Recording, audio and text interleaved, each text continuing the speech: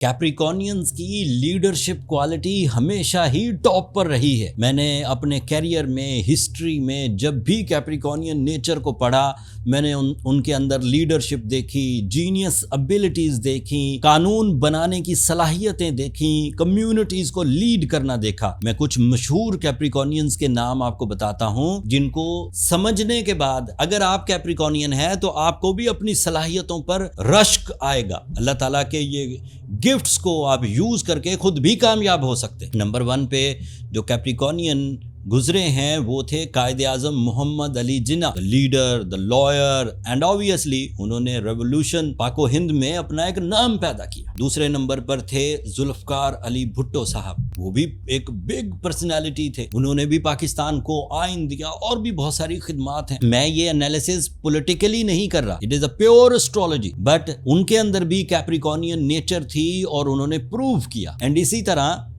मियां नवाज शरीफ साहब भी कैप्रिकॉनियन है। पाकिस्तानी हिस्ट्री में 3 दफ़ा वज़ीर आज़म कोई नहीं बना, बट नवाज शरीफ साहब बने। मैनेजमेंट कैसी थी, किरदार कैसा था, ये मेरा नुक्ताए नज़र नहीं है।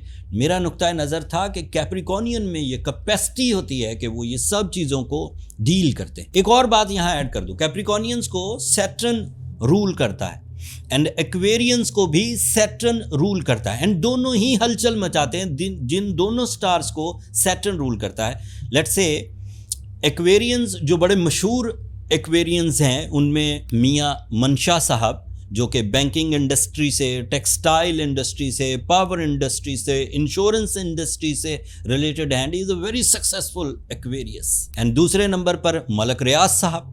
आपका ओपिनियन कुछ भी हो, मैं अगेन कह रहा हूं, मेरा मकसद किसी की शख्सियत के बारे में पॉजिटिव या नेगेटिव बताना नहीं है। एस्ट्रोलॉजी के एतबार से मलक रियाज साहब is a real estate icon और वो भी एक्वेरियस। और तीसरे नंबर पर आते हैं सदरुद्दीन हाशवानी साहब, जो कि एक्वेरियस हैं, होटल इंडस्ट्री से रिलेटेड हैं, रियल एस्टेट से रिलेटेड हैं एंड ऑयल सेक्टर से रिलेटेड है। ये एक्वेरियंस थे। कैप्रिकॉन हो या एक्वेरियस हो, दोनों को सैटर्न रूल करता है और ये हलचल मचाते हैं। लॉन्ग टर्म, बड़ी इन्वेस्टमेंट्स, बड़ा नाम पैदा करना, नेशनल सतह पर अपने आप को मनवाना, ये क्वालिटी है। और अगर आप भी एक्वेरियस हैं या आप भी कैप्रिकॉन हैं तो ये स्पार्क, ये एलिजिबिलिटी, ये टैलेंट आप में भी मौजूद है। अपने आप को समझिए और इसी तरज पर बड़ा सोचना शुरू करिए, कामयाबी आपका मुकद्दर होगी इंशाअल्लाह।